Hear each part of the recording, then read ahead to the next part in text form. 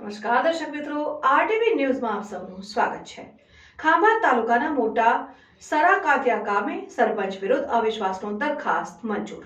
તાલુકા વિકાસ અધિકારી શ્રી ખાંભા અને તલાટી મંત્રીની રૂબરૂમાં ગ્રામ પંચાયતના 6 સભ્યો દ્વારા અવિશ્વાસની દરખાસ્તની તરફેણમાં મત આપ્યા।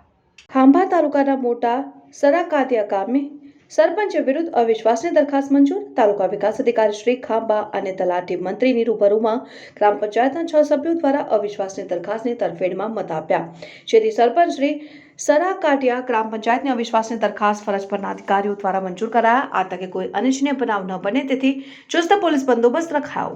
રિપોર્ટર ભાવિક કળસરિયા, આરટીવી ન્યૂઝ, ખાંભા।